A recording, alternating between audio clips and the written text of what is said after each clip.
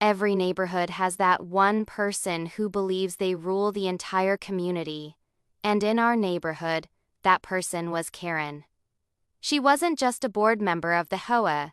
She was the self-proclaimed queen of the pool. If she wasn't nitpicking about someone's lawn being half an inch too long, she was parading around in a wide sun hat, acting like the pool was her private kingdom. The pool had rules. Every homeowner had an access key card tied to their monthly dues. But Karen often bent those rules for herself and her small circle of favorites. She would stroll in without scanning her card, bring as many guests as she wanted, and even reserve the entire pool deck for her personal gatherings. I had recently been elected as the HOA treasurer after years of watching misuse of funds and privileges. My main promise to the community was to restore fairness and accountability. The pool, being the crown jewel of the neighborhood, was the perfect place to start. It was a blazing Saturday afternoon when Karen decided to push her luck once again. She arrived with 5 guests, none of whom lived in the neighborhood. They carried coolers, giant inflatables, and even a speaker system. She marched past the sign that clearly read, "No more than 2 guests per household," and waved at me like I was a doorman. "Be a dear and unlock the gate for us," she said, not even reaching for her access card. This was my chance. Calmly, I stepped in front of the gate. "Sorry, Karen, no card, no access. Rules apply to everyone now." Her smile disappeared instantly. "Excuse me, I am the HOA, don't forget your place." But this time, I didn't back down, and I'm the treasurer, which means every dollar spent on this pool comes from dues. You don't pay, you don't play. Show your card or turn around. Her face flushed red, and in typical Karen fashion, she whipped out her phone. Within minutes, she had called the police, claiming I was harassing a homeowner and denying her rightful access. What Karen didn't know was that I had been preparing for this very moment for weeks, and what I had waiting for her would shake her self-proclaimed throne to its core. The sound of sirens in a quiet suburban neighborhood always draws attention, and this time was no different. Within minutes, a patrol car pulled up beside the community pool. Neighbors peeked through their blinds, and a few even came out to see what was happening. Karen, standing there with her arms crossed and her sunglasses perched like a crown, looked smug. She truly believed she was about to watch me get dragged away in handcuffs. "Officers, over here," Karen shouted dramatically, waving both hands as if she had just discovered a crime scene. Her guests stood behind her, whispering nervously, unsure whether to laugh or hide their beer cans.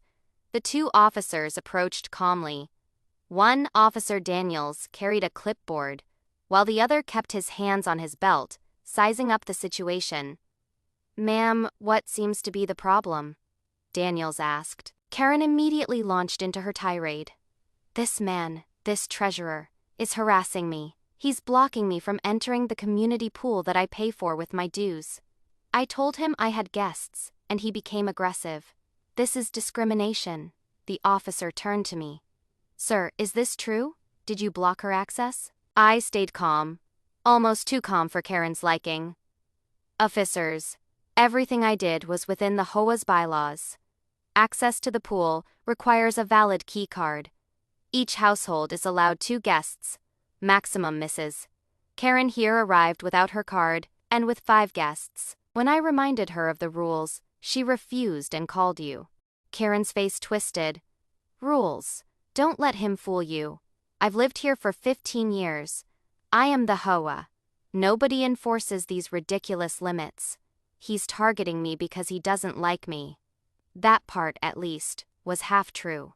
The officer looked between us. "Do you have documentation of these rules?" I had been waiting for that question. Slowly, I reached into my bag and pulled out a neatly organized binder. Inside were copies of the HOA's bylaws, receipts, pool access logs, and my secret weapon. Surveillance stills showing Karen entering the pool without a card dozens of times over the past 3 months. Here are the bylaws, signed by the board, I said, handing the papers to Officer Daniels. And here's security footage showing repeated violations, not just today, but a pattern. Daniels raised his eyebrows, clearly impressed. Karen, meanwhile, looked like she had swallowed a lemon. This is outrageous, she snapped. You can't keep records on me. That's an invasion of privacy. Actually, Daniels said patiently, it's not. These are HOA security cameras. Everything looks legitimate. He turned back to me. So essentially, you were enforcing the agreed upon rules. Exactly, I replied. The second officer, who had been quiet until now, finally spoke. Ma'am, this isn't a police matter. This is a community rules issue. If you don't like the rules, you'll need to bring it up with the board, not call us. Karen's jaw dropped. For once, her authority crumbled. The officers dismissed the complaint, leaving her standing there, red-faced and seething. But before she could storm off, I leaned in just enough for her to hear. This isn't the end, Karen. You wanted to call the cops? Fine. But you just gave me the perfect excuse to bring everything I've uncovered to light. And believe me, the board will want to see it all. For the first time, Karen didn't have a snappy comeback. She just glared, grabbed her oversized beach bag, and stormed off with her entourage trailing behind her. What she didn't know was that the police encounter had given me exactly the credibility I needed. No longer was I just the new treasurer enforcing rules. Now I had proof, witnesses, and momentum. And I was about to use all of it to bring down her little empire. After the police left, word spread quickly through the neighborhood. By the next morning, half the community had already heard about Karen's dramatic attempt to weaponize the cops over pool access. Some laughed. Others shook their heads, muttering about how she always thought the rules didn't apply to her. But for me, the incident wasn't just neighborhood gossip. It was the spark I needed to dig deeper. For weeks, I had suspected that Karen was abusing her position on the HOA board. As treasurer, I had access to financial records, and a few things had already raised red flags. Payments listed as community maintenance didn't match any actual work performed. Thousands of dollars were spent on landscaping when our lawns hadn't been touched in months. And strangest of all, the pool budget had ballooned despite no upgrades being visible. I started combing through every receipt, every invoice, every line item. At first glance, everything seemed official. Companies with professional-sounding names, services described in vague terms. But when I looked closer, I noticed patterns. Slight misspellings in vendor names, identical handwriting on supposedly different invoices, and checks made out to businesses that didn't exist when I searched state records. It didn't take long to connect the dots. Karen had been funneling HOA funds through shell companies. But exposing her would require more than suspicion. I needed hard evidence. I reached out quietly to a few other residents who had grown tired of Karen's antics. Mrs. Thompson, who lived across from the pool, offered to testify about the private parties Karen threw there every other weekend. Mr. Patel, who ran a small accounting firm, volunteered to review the HOA books for irregularities. Within days, I had a small but determined team, ready to uncover the truth. Meanwhile, Karen had no idea we were building a case against her. She continued her usual routine, strutting around the neighborhood, threatening homeowners with fines for trivial violations, like leaving trash cans out for an extra hour, while she herself ignored every rule in the book. But the more arrogant she became, the easier it was to rally support against her. One evening, as I sat surrounded by spreadsheets and bank statements, I found the smoking gun. A $4,800 payment labeled Emergency Roof Repair had been written to a company called Sunrise Contractors, but the address listed was Karen's own P.O. box. My heart pounded. This was it. The proof she had been stealing from all of us still. I knew better than to confront her directly. Karen thrived on drama, and if I tipped my hand too soon, she'd spin the narrative and paint herself as the victim. No, I needed to be strategic.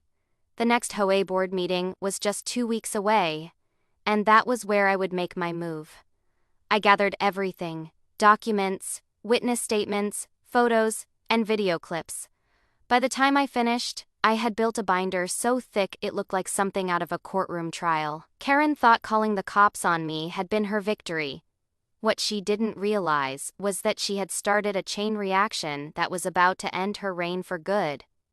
The stage was set, the investigation was complete, and the showdown was coming. The night of the HOA board meeting, the community center was packed, like I had never seen before.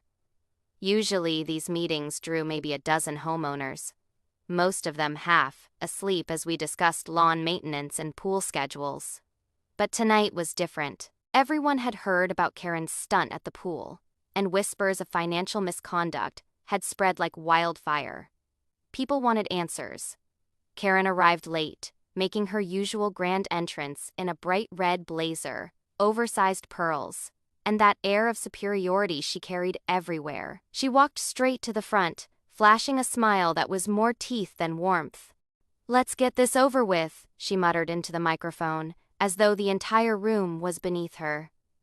I sat at the treasurer's table with my binder of evidence stacked neatly before me. My hands were steady, but inside, adrenaline was rushing like a storm. This was it. The meeting began with routine business, but no one cared about landscaping updates or parking lot repainting. Finally, when it came time for financial reports, I stood. "I'd like to address some irregularities I've discovered in our accounts," I said firmly. Karen's smile froze. "Irregularities?" she repeated, her tone mocking. "Don't waste everyone's time with your paranoia." But I opened the binder and laid out the documents on the projector for everyone to see. Over the past year, more than $25,000 has been spent on services that either don't exist or are linked directly to Karen. Gasps rippled through the crowd. I pointed to the screen: forged invoices, false vendor names, and most damning of all, the $4,800 payment written directly to Karen's PO box.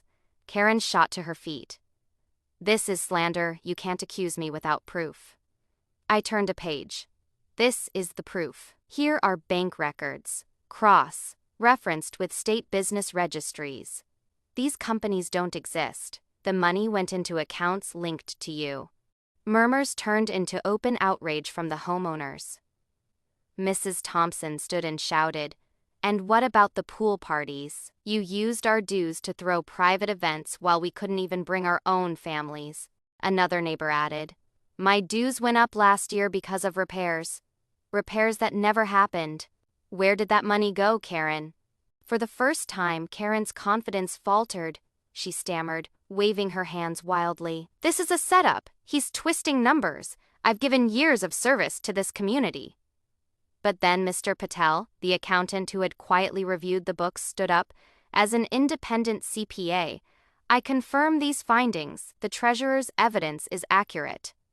The room erupted. People who had feared Karen for years suddenly found their voices. "You've been stealing from us," one yelled. "We want her removed," shouted another. Karen pounded the table. "You can't remove me. I am the hoe." But her voice was drowned out by the chorus of angry homeowners demanding a vote. For once, Karen wasn't in control. The board president, who had sat in stunned silence until now, finally spoke. "Effective immediately, Karen. You are suspended from all HOA duties pending legal review. A vote to remove you permanently will be scheduled." Karen's face went pale. She tried to protest, but the gavel came down hard, silencing her. In that moment, the so-called queen of the HOA lost her crown. And I knew this was just the beginning, because once the authorities saw the evidence, Karen's problems would be far bigger than pool access. The showdown was over. The empire she had built on intimidation and fraud was crumbling before her eyes. And the neighborhood finally had a chance to breathe. The night after the board meeting, the neighborhood felt different. For years, Karen's shadow had loomed over the community. her constant nitpicking, her intimidation, her misuse of power. But now, that grip had been broken. For the first time, people felt free to laugh, talk, and even gather at the pool without fearing Karen's sudden appearances and arbitrary rules. The very next morning, I walked past the pool and saw something I hadn't seen in years. Families enjoying themselves without tension. Kids splashed in the shallow end, parents relaxed under umbrellas, and there was no Karen strutting around like a lifeguard of doom. Instead, the air was light, filled with the sound of community instead of conflict. Of course, the fight wasn't completely over. The board had already begun drafting formal charges against Karen. With the evidence we had gathered, fake invoices, missing funds, and testimonies from residents, there was little doubt the case would move to legal authorities. Rumors swirled that she might even face criminal charges for embezzlement. Karen herself had gone quiet. No more loud confrontations in the streets. No more threats of fines taped to doors. Some said she had retreated into her house, blinds shut tight, as if hiding from the very people she once ruled over. Others whispered that she was scrambling to cover her tracks. But the truth was clear. Her power was gone. Meanwhile, the board began rebuilding trust. Transparency became the new standard. Financial records were posted online, open forums were held for homeowners to voice concerns, and decisions were made with votes instead of decrees.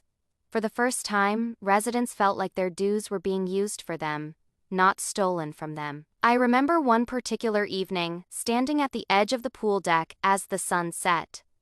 Mrs. Thompson came up to me and said, "You don't realize what you've done for this community. People were too afraid to stand up to her, but you did." I smiled, though, inside. I felt the weight of the journey. It hadn't been easy. Karen had tried everything to intimidate me, from public humiliation to calling the police.